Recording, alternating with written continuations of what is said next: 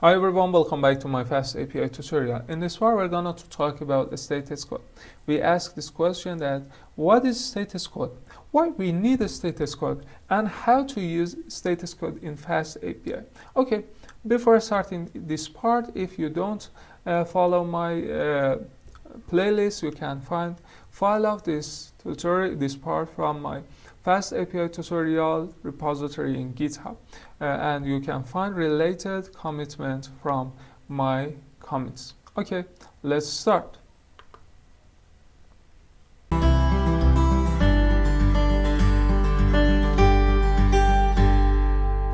Okay, what is a status code? A status code is 3-digit HTTP response that describe the status of our API. For example, take a look at Network tab and reload this page. We can find 3 different status codes for our APIs. For example, in this example, we have 200 status codes for each APIs. A status code has 3 different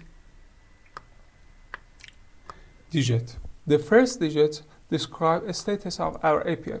We have 5 different number for first digit. Number 1 means information APIs, number 2 means a successful API, and number 3 means redirected successfully API, and number 4 means HTTP exception, and number 5 means server error. Okay, 2 other digits doesn't have any specific means, but we have some standard.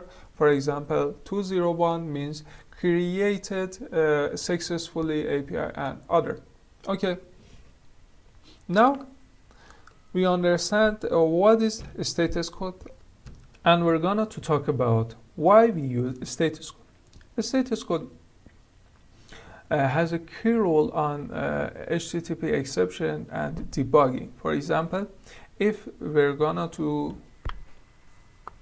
some URL that does not exist, we got 404 not found error or a status code. If we don't use a status code in this code, in our code, we got 500 a status code or server error, and we can't find out really what's going on. Okay, now that we find out why we use a status code, we're gonna to talk about FastAPI status code. Okay, let's go.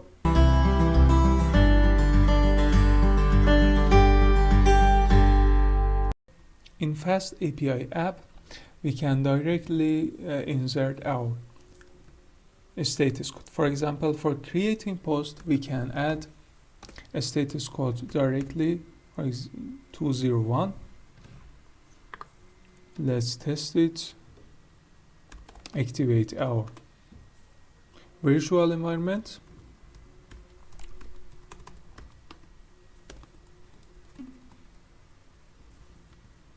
Run our FastAPI app.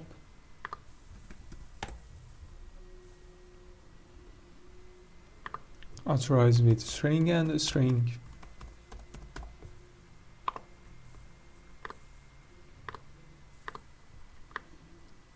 Okay, now we create post. Before adding a status code, we got 200 a status code if we have successfully creating, but now we got 201 status code. Okay, we have another way for creating status code in FastAPI. FastAPI has status class, status function that let's take a look at it. A status function has every HTTP status code, for example, for server error, for legal reason, or for too many requests, and so on. Okay, we can use status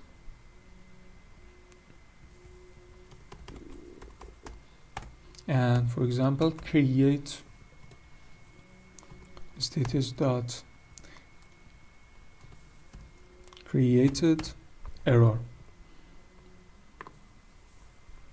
Reload again. A string and a string. Authorize. Try with some title and some body. Choose file. Again, we get 201 status code. Okay. In this part, we talk about status code and what is status code and why we use status code and how to use status code in FastAPI. But we don't use status code for our HTTP exception. In the next part, I will show you how we use how to use HTTP exception in status code in HTTP exception. Okay, thank you for watching my videos. If you like my videos, please like my videos and subscribe my channel and follow me on GitHub.